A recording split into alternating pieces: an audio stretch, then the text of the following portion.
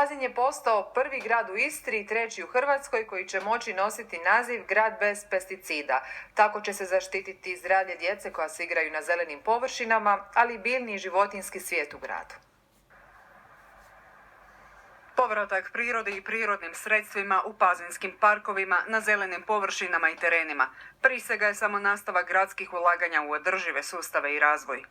Više od 90% smjernica koje su propisane u biti već i radimo, obzirom da se zelenilo uređuje ručno, okopava se, ne šprica se, koristimo pretežito autohtone sorte za uljepšavanje naših parkova.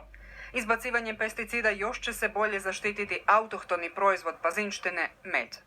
A znamo koliko su pčele podložne i koliko možemo naštetiti pretjeranom upotrebom pesticida upravo pčelama koji su prirodni oprašivači i koji u biti održavaju život na zemlji sa mogućnošću da proizvodimo zdravu hranu. A nje nema s pesticidima.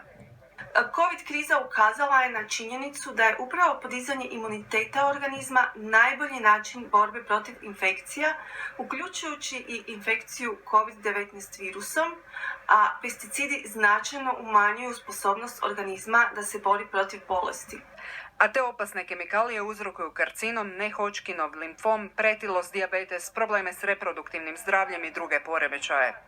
Alternative upotrebi pesticida postoje, a rezultati koje daju prirodni, permakulturni načini uzgoja bilja su zdravo tlo, zrak i voda, zdrava hrana, zdrava priroda oko nas, ali i veći profit za proizvođače jer se prinosi povećavaju s povećanjem plodnosti tla. Puno dobrobiti i za gospodarstvo i za turizam, jer su upravo zdravi i ugodan okoliš, blaga klima, niski troškovi života ono što privlači sve više digitalnih nomada.